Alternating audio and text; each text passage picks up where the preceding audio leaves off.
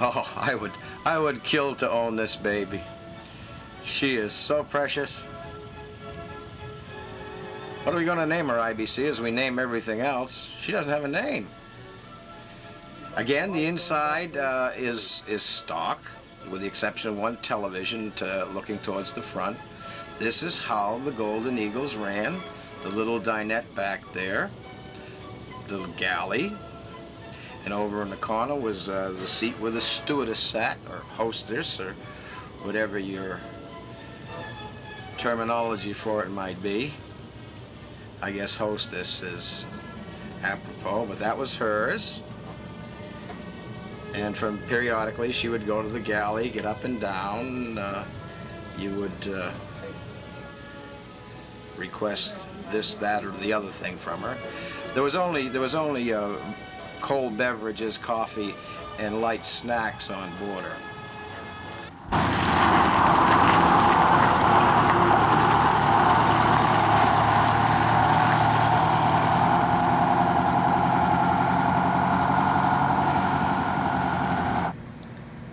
The high lightning bolt would last until 1974.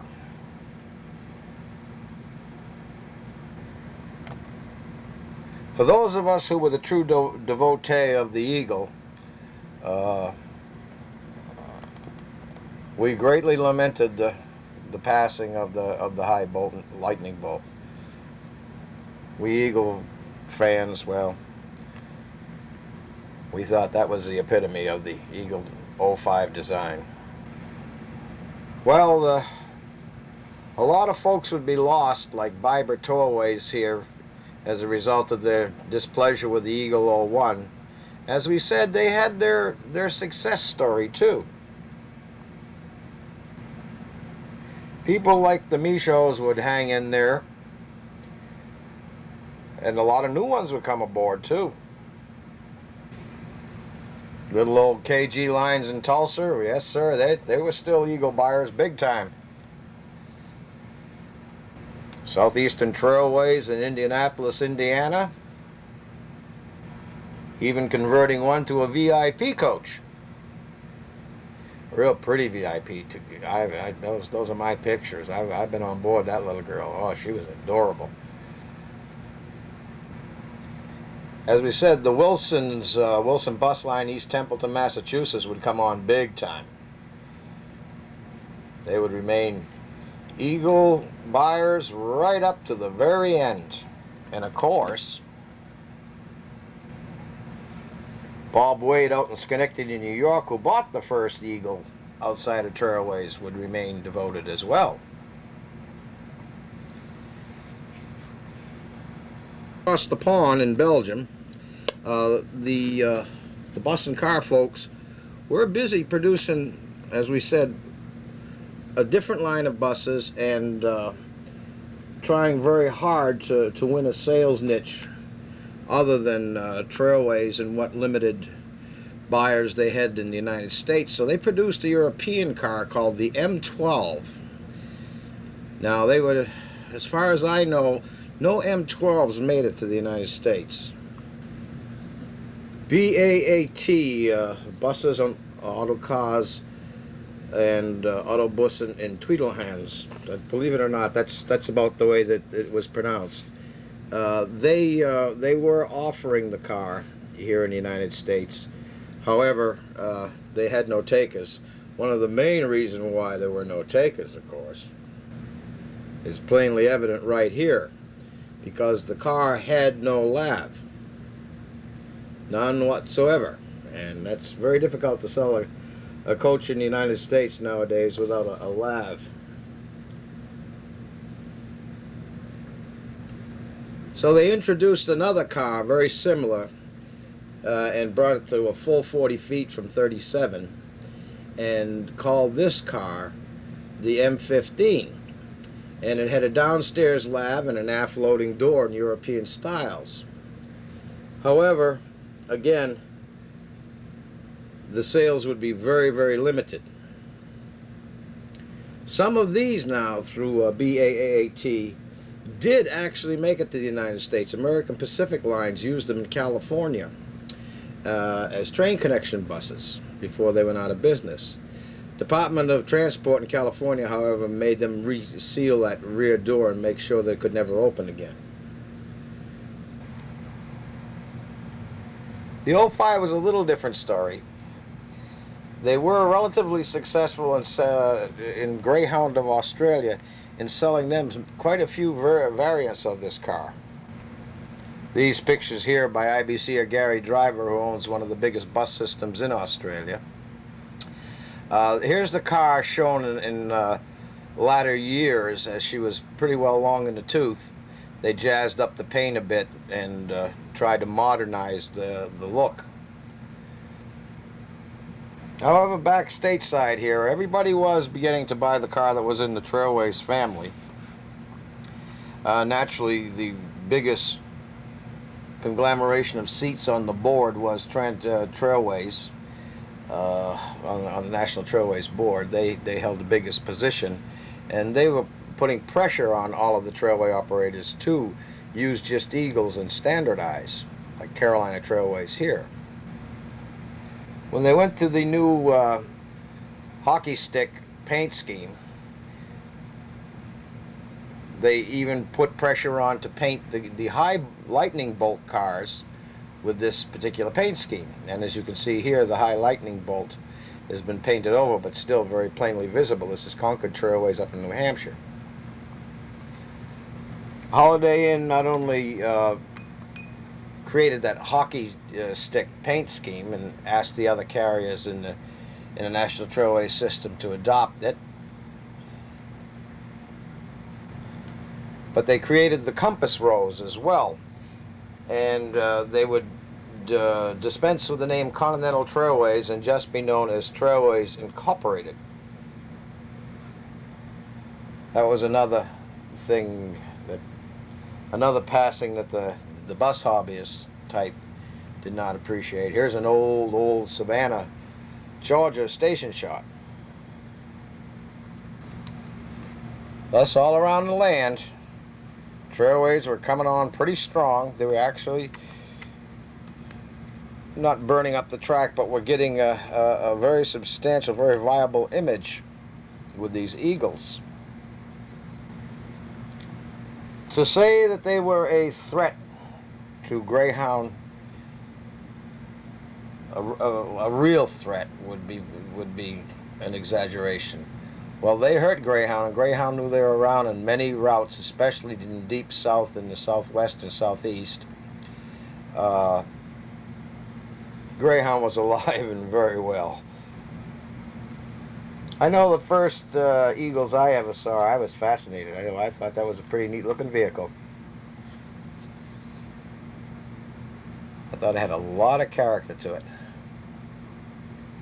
Now, from the rub rail down, it was, for all practical purposes, pretty much an Eagle 01, and the framework was pretty much the same, which meant, of course, that the corrosion problems were not fully addressed yet. Thus, the car was still less than desirable in the eyes of many would-be buyers.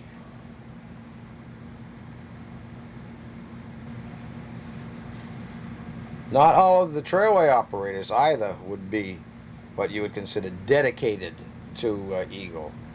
Marts and Capital Trailways, after trying Eagles, decided no. I don't think Marts ever tried the Eagle. In 1974, Eagle International was established in Brownsville, Texas, and the Trailways Eagles would now be manufactured in the United States. And in 1974, the first Eagle 05 would emerge from the Brownsville plant. And bus and car would go their separate ways from thenceforth. Again, they would have their dedicateds. There were people that could operate Eagles, as the joke in the bus circles was, if you didn't have a good shop, you couldn't run an Eagle. Well, that was sort of a two-edged sword because if you had to have a really good shop to run an Eagle, that meant there was something wrong, right? The big embossed eagle on the side would give way to a decal, and the golden eagle, she would forever die, and the silver eagle, as a matter of fact, would disappear into what we call history, becoming strictly the eagle. As a matter of fact, the silver eagle was made in 1976.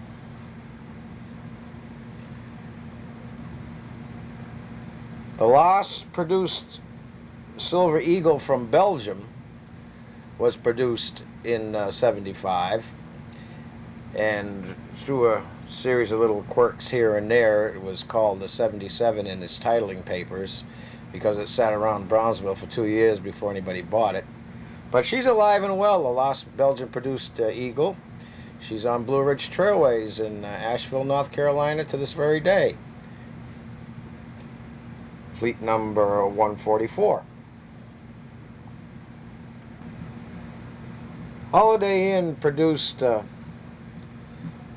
series of VIP specialty cars. A fellow by the name of Murphy was running it for the Holiday Inn folks.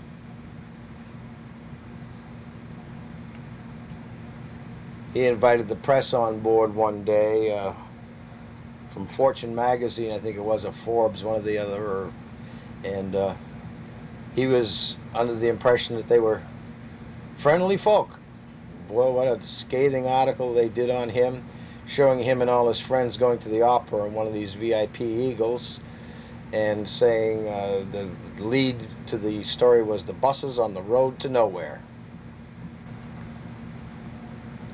But Eagle International was trying.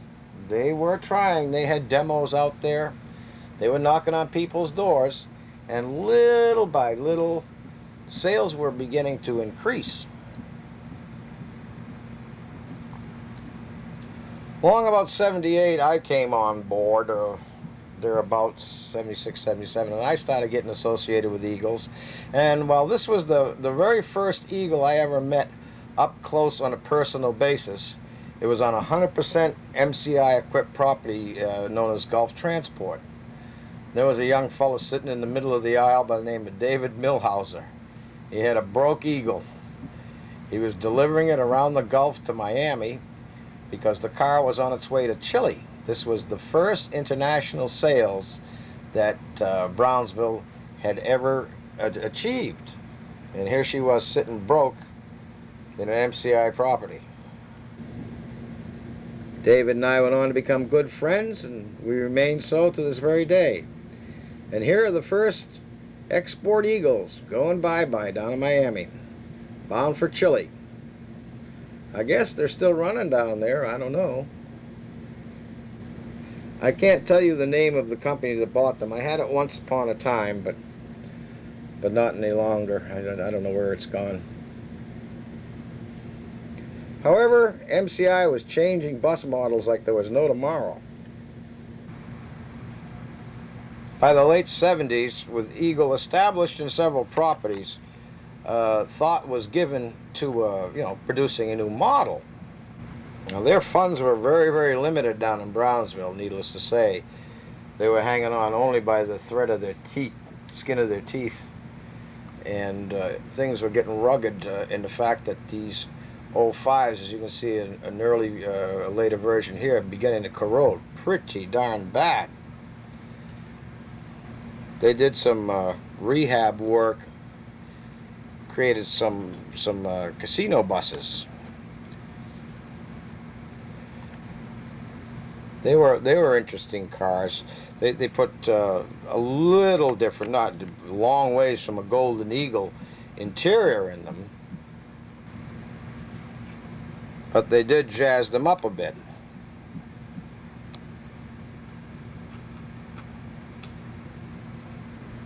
They were interesting cars. These particular ones here were for Atlantic City service. These were Safeway cars. Meanwhile, the shops down in Dallas were ripping apart Eagle 01s and rebuilding them into Brucks combo cars, half freighter, half bus. And it was during this experimental program they thought that they might give some thought to rebuilding the Eagle 05s, which were corroding even at a more alarming rate than the 01s were. They knew that they could do this even with the assembly line in operation, because the assembly line wasn't exactly burning up the track to begin with. So thus, little by little, the Eagle 05s were all rolled back, sent to Brownsville, and completely and utterly torn right down to the frame and rebuilt back up again. And this could be achieved at only approximately 60% of the cost of a new coach. So it did make sense for them to go ahead and start doing this. Here's one of the rebuilt cars in the final assembly shop, the final check shop, prior to going out on her little road test. However, they knew they were going to have to do something with the Eagle 05. There was no question of that.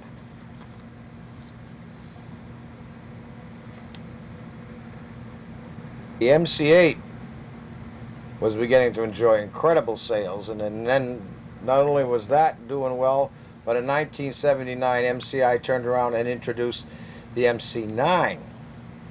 And now the boys in Brownsville knew that, boy, we have got to do something.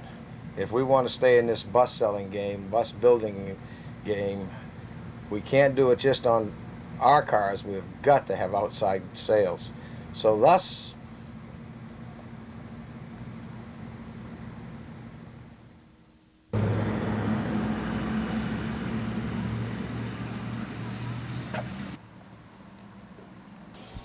the Eagle 10 was born. Actually, she wasn't a whole heck of a lot different initially from the Eagle 05.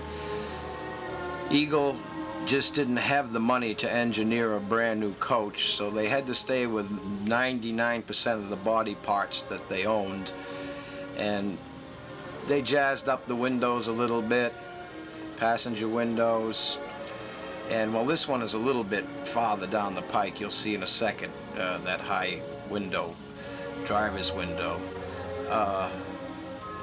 There's no question that it was an 05 that just had that front cap removed, and that's all there was to that.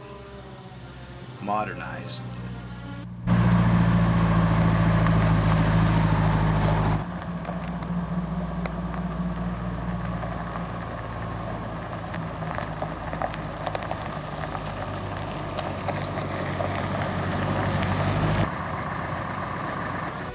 However, it did give the appearance of a new bus. They took the back passenger window out, and it looked a little more streamlined. And what really paid off, of course, was the fact that there were a whole bunch of new buyers, because they thought this was a new coach, technologically speaking, as well. And while they were chipping away at what they could with the budget they had, it was really, again, as I said, an Eagle 05.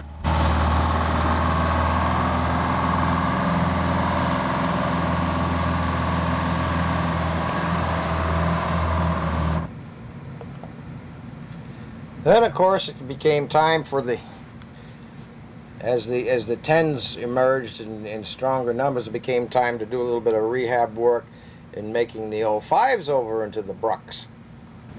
These are all done in Continental Avenue, of course, at the Trailways shops. They did not rehab them into Brucks down at Brownsville.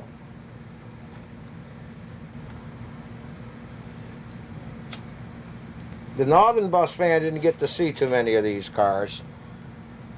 They stayed primarily in the south, southeast, and southwest. Package, express, freight, and newspapers are a very valuable commodity, even in today's present-day inner-city bus network. They were certainly among the more interesting of the 05s. To the best of my knowledge, there never was any 10 Brucks. Again, they were very interesting little beasts. This little girl here in the previous picture, they were shot in Cheyenne, Wyoming. She's getting ready for a run down to Denver. Once again, they had a little success in selling the Eagle to the Australian Greyhound operator. And by now, some other Australian operators were equally interested in the car. The early Eagle 10s were readily identifiable by the low driver's window and the low passenger door. As you can see, the top of the windshield is higher. This is Lakefront Trailways out of Ohio.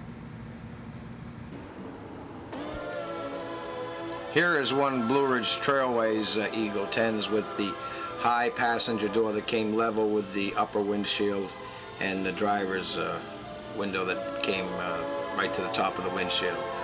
So that was just one little modification. They were trying to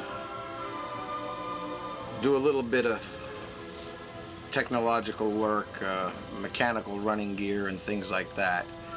But again, always Eagle would have a severe budget restraint.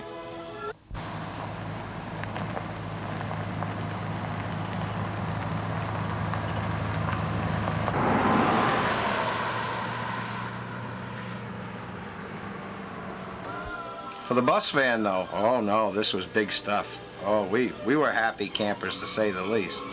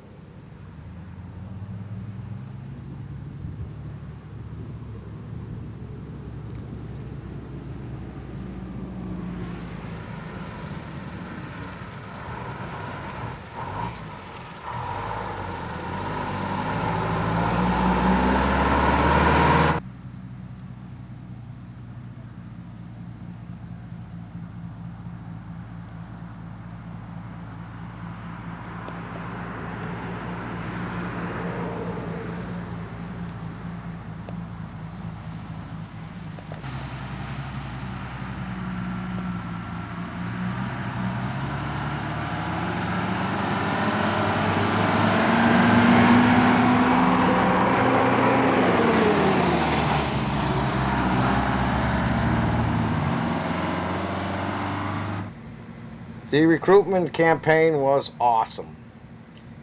There were carriers signed up coast to coast. Michaud became Michaud Trailways, Trombley Trailways. Kerrigan was signing up everybody he could. His master plan, this is Trombley Trailways up in Massachusetts, is what you just saw there a second ago. The Michauds did their entire fleet over in Trailways colors.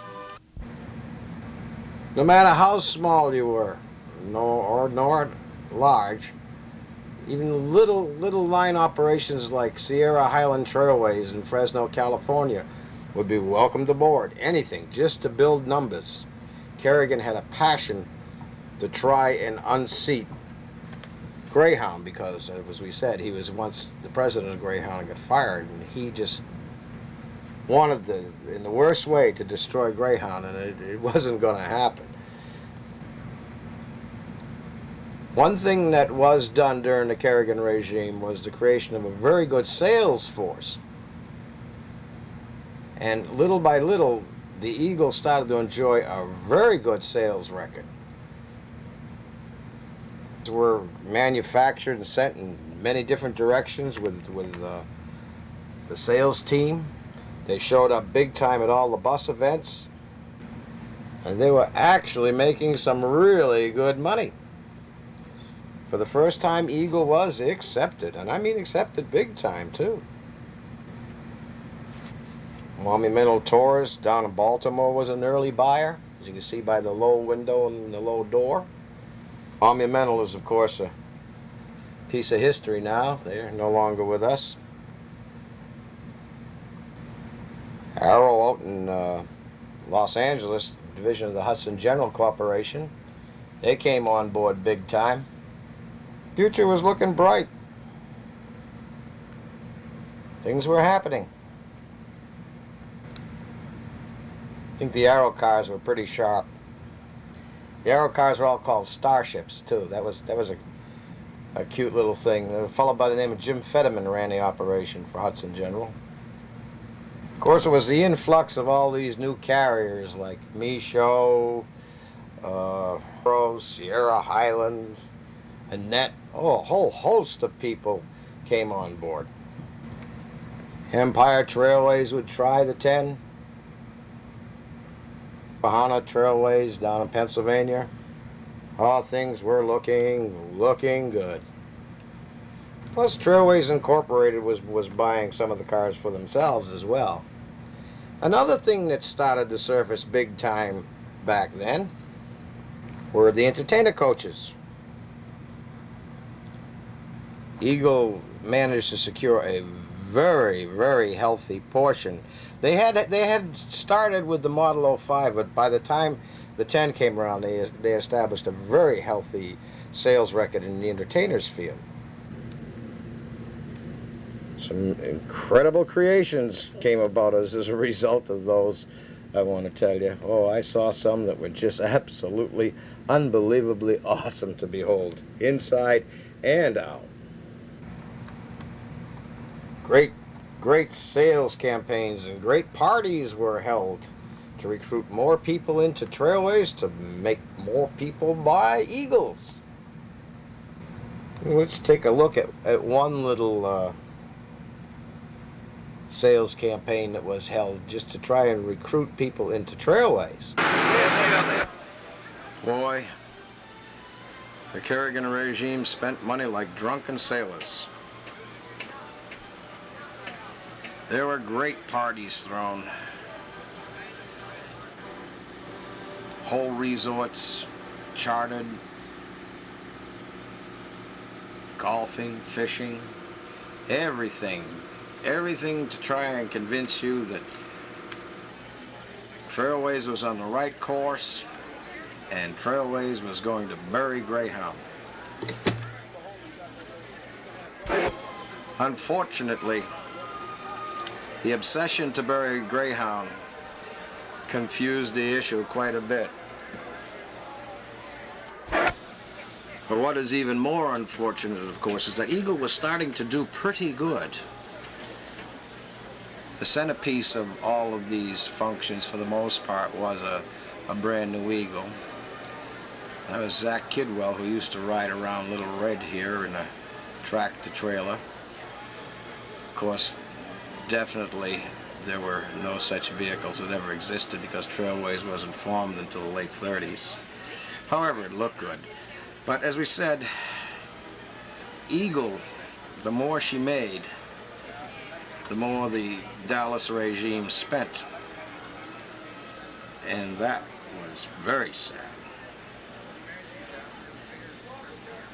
They did start to do some technological stuff under the direction of Frank Hines that was long overdue.